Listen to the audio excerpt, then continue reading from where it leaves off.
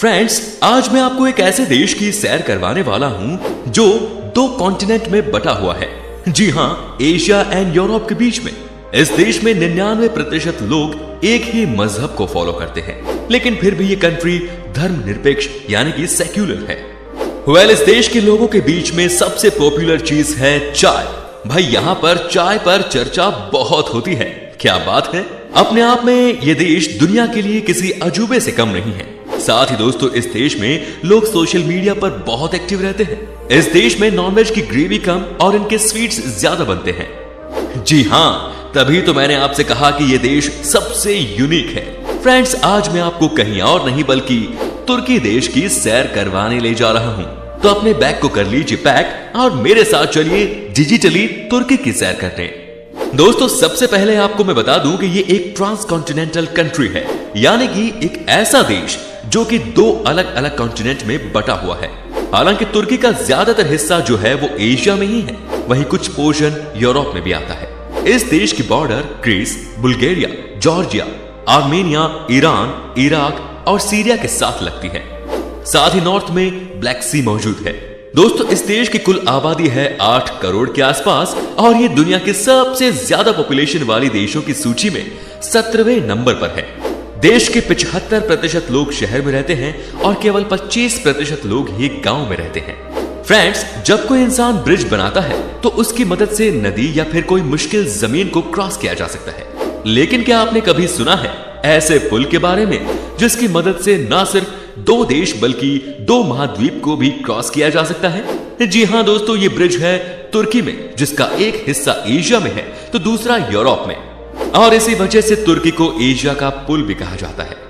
दोस्तों, भारत में सामान के दाम को लेकर सबसे ज्यादा मोल भाव किए जाते हैं, ऐसा शायद बहुत सारे लोगों को लगता होगा।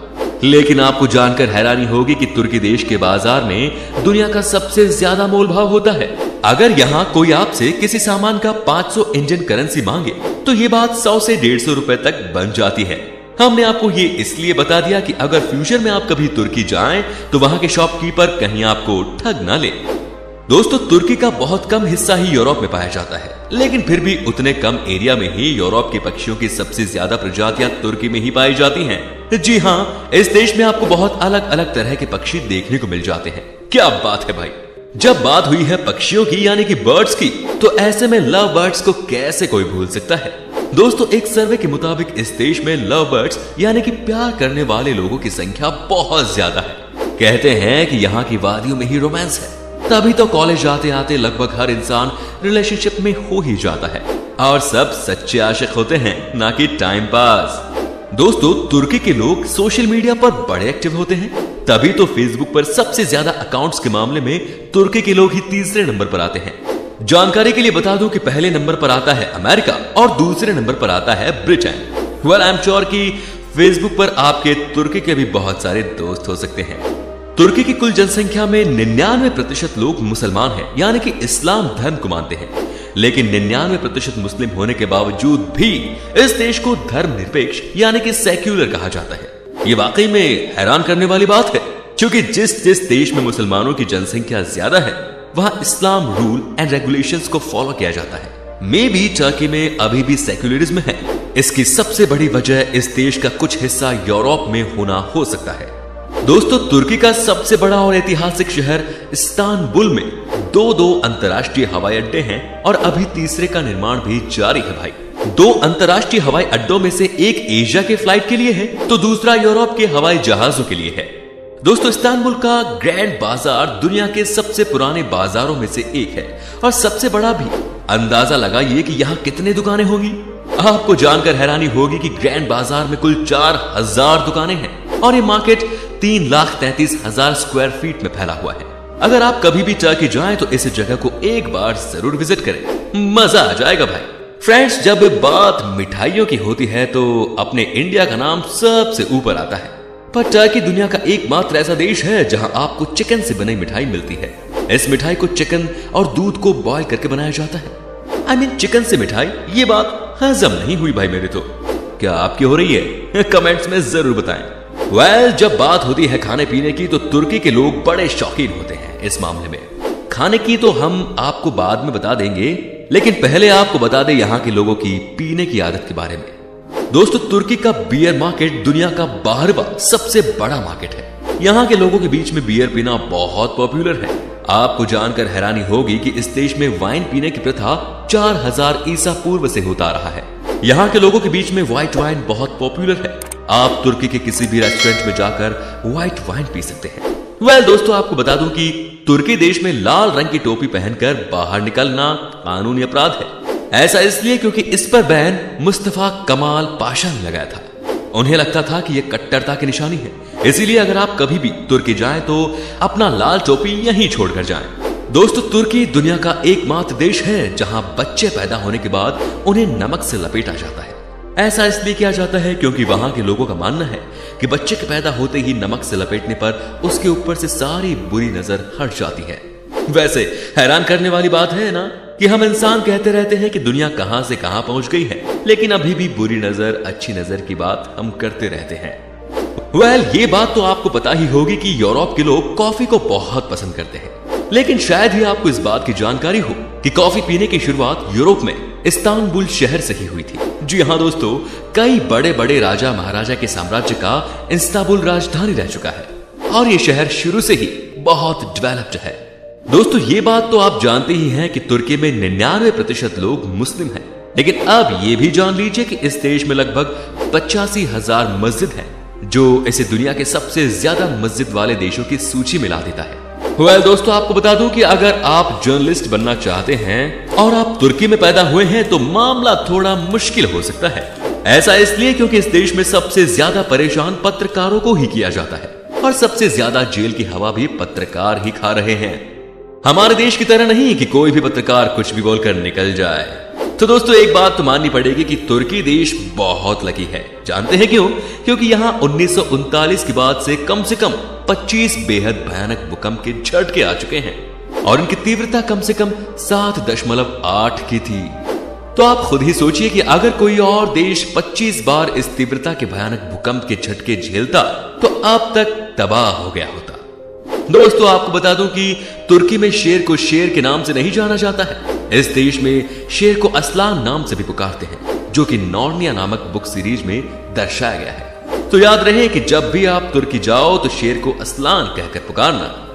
दोस्तों, अब हम आपको बताते हैं तुर्की देश में वो कौन कौन सी जगह हैं जहां आप घूमने जा सकते हैं। साथ ही आपको बताएंगे कि इंडिया से तुर्की जाने का कितना खर्चा आपको आएगा और आप वीजा के लिए कैसे आवेदन करें। तो दोस्तों, तुर्की विश्व का सर्वाधिक लोकप्रिय पर्यटक स्थल है।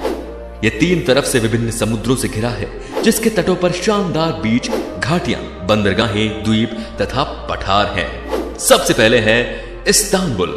इस्तांबुल तुर्की का सबसे बड़ा शहर है। 1930 में इसे अपने पुराने ग्रीक नाम कुस्तुतुनिया के नाम से जाना जाता था। यह तुर्की का सबसे बड़ी आबादी वाला शहर भी है और इस शहर की स्थापना रोमन साम्राज्य के दौरान हुई थी। इस्तांबुल में कई ऐतिहासिक इमारतें हैं। यहाँ की हाजिया सोफिया और नीली मस्जिद बहुत प्रसिद्ध है। यहाँ के बाजार तो सबसे अलग है भाई।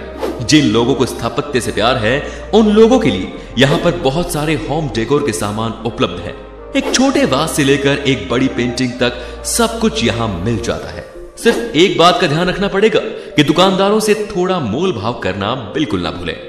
कापाडोसिया। दोस्तों, अगर आपको शौक है पहाड़ी एरिया में घूमने का, अगर आपको शौक है कुछ ऐसा देखने का जिसे देखकर आप खुद ही कहें कि भाई क्या जगह है, तो आप जब भी तुर्की जाएं तो सबसे पहले कापाडोसिया को विजिट कर सकते हैं। रॉक माउंटेन और उसके बाद यहाँ की खतरनाक ठंड, यहाँ का नजारा ही सबसे अलग रहता है। कहते हैं कि यहाँ आकर आपको फील होगा कि आप मानो किसी अलग ही दुनिया में। इस शहर में hot air balloon, horse riding और भूमिगत घर का लुत्फ आप उठा सकते हैं। आपके लिए कापाडोसिया घूमने का अनुभव बेहद शानदार हो सकता है। इस इलाके की कई अनोखी भूवैज्ञानिक, ऐतिहासिक और सांस्कृतिक विशेषताएं हैं। पामुकलाले। दोस्तों, सबसे पहले आप यहाँ के नजारे को देखिए, कितना शानदार है ये नजारा। लेकिन फ्रेंड्स, दुनिया में ऐसे कई रहस्य हैं जो लोगों को अचंभित कर देते हैं। एक ऐसा ही रहस्य तुर्की में पामुकले की पहाड़ियों पर है। यहाँ प्राकृतिक रूप से कई स्विमिंग पूल बने हुए हैं जो अपनी खूबसूरती के साथ साथ लोगों के कौतूहल का भी विषय बने हुए हैं, और वो इसलिए कि यहाँ झरने का पानी अपने आप गर्म हो जाता है। ये वैज्ञानिकों के लिए भी एक रहस्य ही बना हुआ है। कहा जाता है कि यहाँ गर्म पानी के लिए सरोवर नुमा झरने हजारों सालों से है। यहाँ के पानी का तापमान 37 डिग्री से 100 डिग्री के बीच रहता है। सुमेला मोनेस्ट्री। दोस्तों, अगर आप तुर्की में बहुत जगहों पर घूम घूम कर थक चुके हैं तो आपको बता दें कि आपके लिए सुमेला मोनेस्ट्री बेस्ट डेस्टिनेशन है। पहाड़ों के बीच में बनी ये जगह बहुत ही खूबसूरत है और ये बहुत ही अलग है। यहाँ पर आकर लोग ध्यान लगाते हैं। ये पहाड़ों के बीच में जाकर बना हुआ है और हर साल यहाँ पर हजारों की संख्या में सैलानी आते हैं। दोस्तों, तुर्की में अलग अलग जगहों पर भिन्न भिन्न मौसम का आनंद लिया जा सकता है। कहीं पहाड़ है तो कहीं खाई, कहीं बहुत ठंड है तो कहीं गर्मी। भारत का रुपया यहाँ की करेंसी के मुकाबले थोड़ा सस्ता है। आप 50,000 रुपए से लेकर 60,000 रुपए तक आराम से एक सप्ताह इस देश की सैर कर सकते हैं। यहाँ की करेंसी तुर्किश लीरा है। दोस्तों, आप तुर्की के लिए ई वीजा भी अप्लाई कर सकते हैं। आपको बता दें कि ये वीजा 6 महीने के लिए वैलिड होता है। साथ ही आपको हो सकता है कि अपना रिटर्निंग टिकट दिखाना पड़े, क्योंकि कई बार वो मांगते हैं। तो दोस्तों, आपको पर डे स्टे के लिए कम से कम $50 के हिसाब से अकाउंट में पैसा शो करना पड़ेगा।